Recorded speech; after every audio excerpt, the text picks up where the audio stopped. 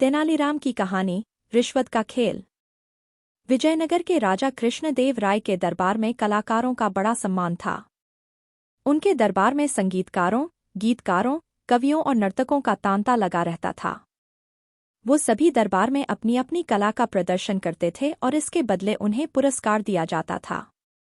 महाराज किसी भी कलाकार को कोई भी पुरस्कार या धनराशि देने से पहले तेनालीराम से सलाह जरूर मांगते थे। उन्हें यह पता था कि तेनालीराम बुद्धिमान तो हैं ही, साथ में उन्हें कला की भी अच्छी पहचान है।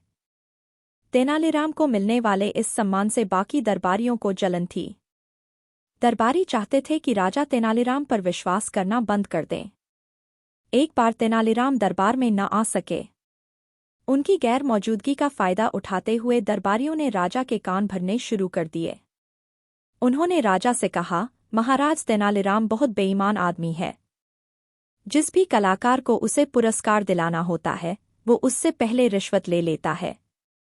इसलिए आप उससे इस विषय में सलाह लेना बंद कर दीजिए। 4-5 दिन तक तेनालीराम दरबार में नहीं आए तो दरबारियों ने फिर वही बात राजा से कही।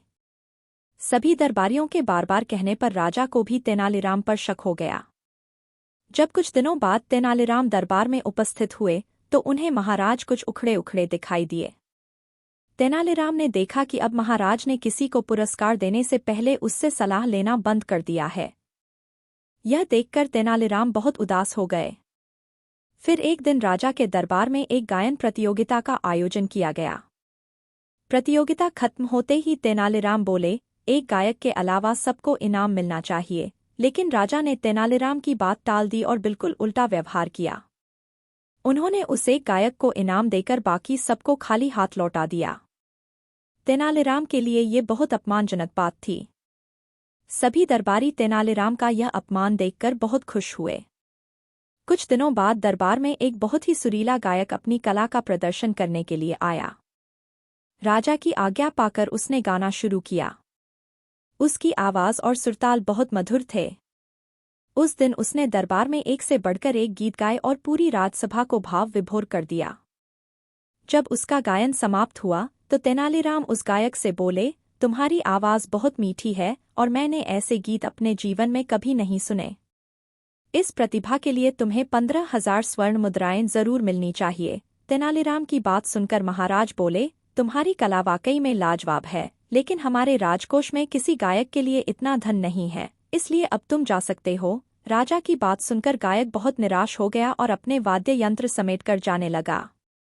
तेनालीराम को उस प्रतिभावान गायक की दशा पर बहुत तरस आया। उन्होंने भरे दरबार में उस गायक को एक पोटली दे दी। यह देखकर दरबारी विरोध करने लगे।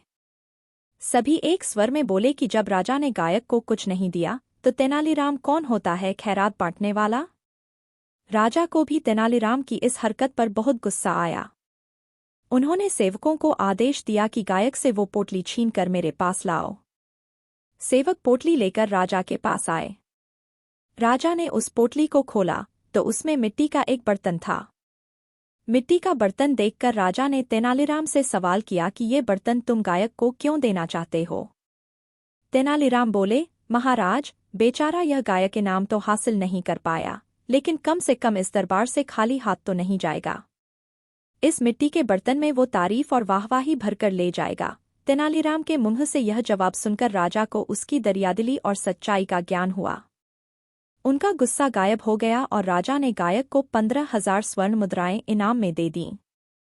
इस तरह तेनालीराम ने अपनी सूझबूझ और ईमानदारी के बल पर राजा का विश्वास दोबारा हासिल कर लिया। वहीं तेनालीराम के विरोधी छोटा सा मुंह लेकर खड़े देखते रहे। कहानी से सीख।